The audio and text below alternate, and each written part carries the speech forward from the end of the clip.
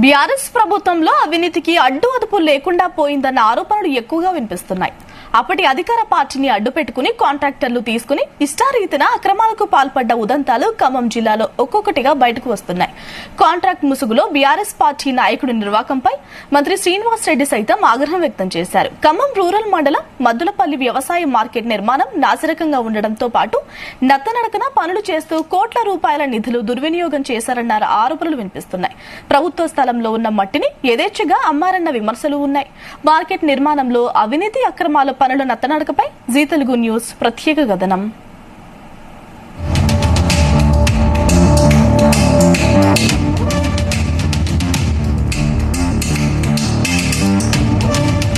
మద్దులపల్లి వ్యవసాయ మార్కెట్ నిర్మాణంలో అవినీతి మరకలు గత బీఆర్ఎస్ ప్రభుత్వానికి మాయన మచ్చుగా మారాయి. ఖమ్మం మార్కెట్ పై పంట ఉత్పత్తుల భారం పడకుండా ట్రాఫిక్ సమస్య లేకుండా ఉండేందుకు భవిష్యత్తు కార్యాచరణతో ప్రత్యేకంగా కొత్త మార్కెట్ ను ప్రతిపాదించారు. 2018 జూలైలో మద్దులపల్లి మార్కెట్ యార్డ్ మంజూరు కాగా నేటికి దాని పనులు అతిగతి లేవు. అప్పట్లో మంత్రిగా ఉన్న తుమ్మల నాగేశ్వరరావు మద్దులపల్లి మార్కెట్ నిర్మాణాన్ని ప్రతిష్టాత్మకంగా తీసుకున్నారు.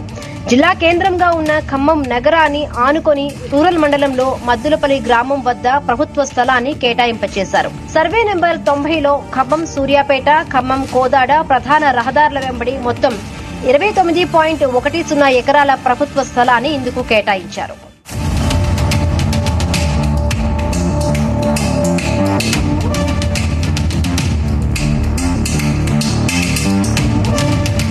మార్కెట్ యార్డు నిర్మాణం, కార్యాలయ భవన నిర్మాణాలు, షెడ్లు, ప్రహరీ గోడలు, ఇతర నిర్మాణాల కోసం మార్కెటింగ్ శాఖ ద్వారా 15 కోట్ల రూపాయలను కేటాయింపచేశారు. వెంటనే పనులు చేపట్టే విధంగా మార్కెటింగ్ శాఖ డైరెక్టర్ ద్వారా ఉత్తర్వులు జారీ చేయించారు. తుమ్మల ఓటమి తరువాత ఆ పనులు కుంటుపడ్డాయి. కందాల ఉపేందర్ రెడ్డి గెలుపొందిన తరువాత మార్కెట్ ఏర్పాటుకు ముందే పాలక వర్గాన్ని ఏర్పాటు చేసి కొత్త వివాదానికి తెరలేపారు. దానిపై గత మంత్రి పువ్వాడ కాని, నాడు సీఎంగా ఉన్న కేసీఆర్ గాని అభ్యంతరం తెలుపలేదు. మార్కెట్ నిర్మాణం కోసం అప్పట్లో 15 కోట్ల రూపాయలను మంత్రి తుమ్మల నాగేశ్వరరావు మంజూరు చేశారు. తర్వాత జరిగిన ఎన్నికల్లో అనూహ్యంగా తుమ్మల ఓడిపోవడంతో పాటు మార్కెట్ కోసం కేటాయించిన భూమికి రోడ్డు సమస్య తలెత్తడం, కొత్త ప్రైవేటు వ్యక్తుల భూమి సేకరించాల్సి రావడం లాంటి కారణాలతో నిర్మాణం ఆలస్యమైంది.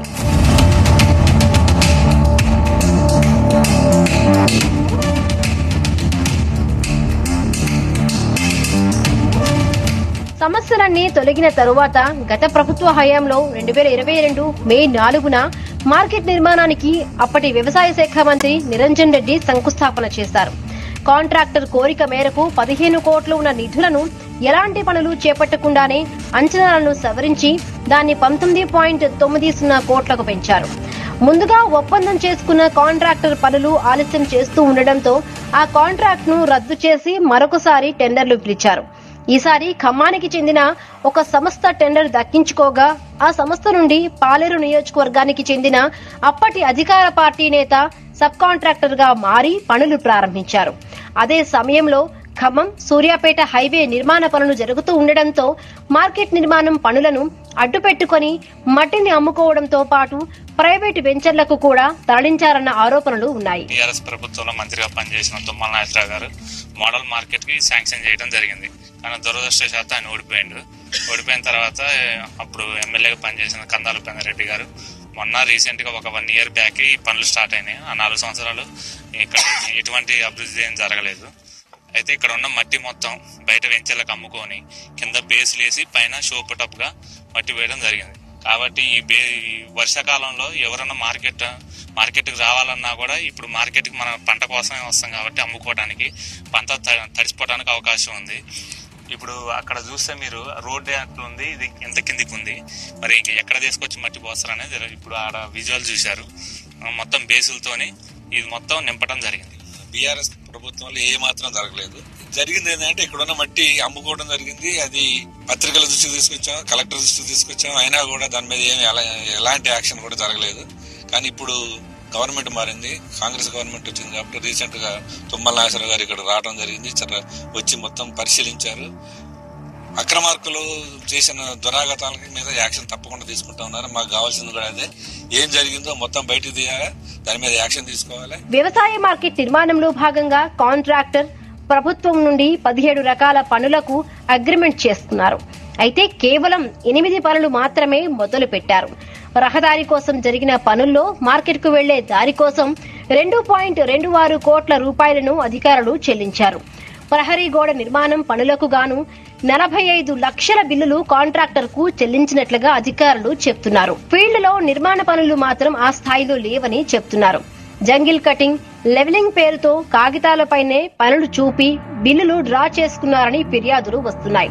బిల్డింగ్ కోసం కట్టిన పిల్లర్లు నాసిరకంగా ఉండడం, భీములు వంకర్లు తిరగడం, భీముల్లో ఉపయోగించిన ఐరన్ కడ్డీలు సైతం బయటకు కనిపించేలా పనులు నాసిరకంగా ఉన్నాయని అంటున్నారు.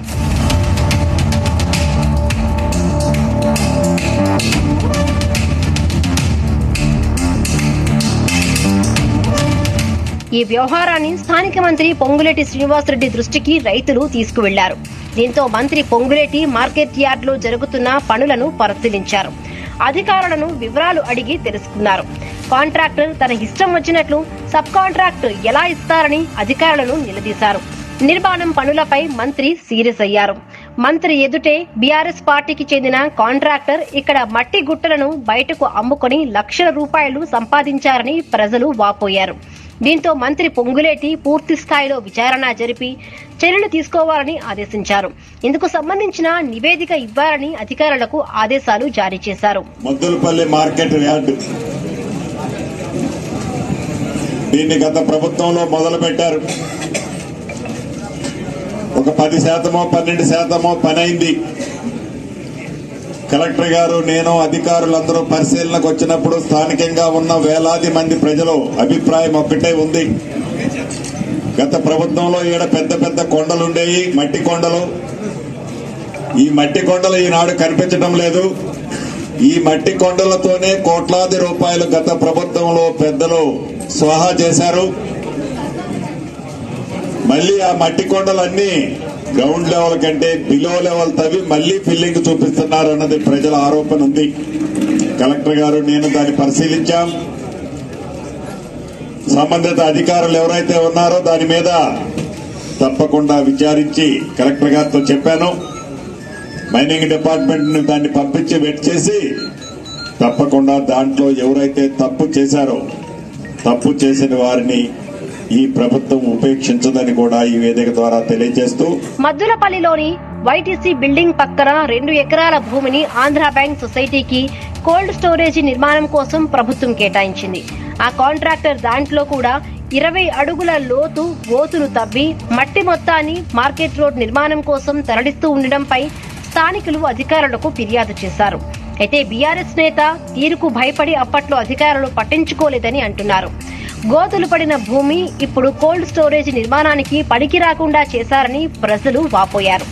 కాంట్రాక్టర్ అధికార దాహంతో కోట్ల రూపాయలు విలువ చేసే భూములు నిరుపయోగం కావడంతో పాటు కోట్ల రూపాయల ప్రజాధనం దుర్వినియోగం అయ్యిందని, అలాంటి వ్యక్తిపై చర్యలు తీసుకోవాలని కోరుతున్నారు.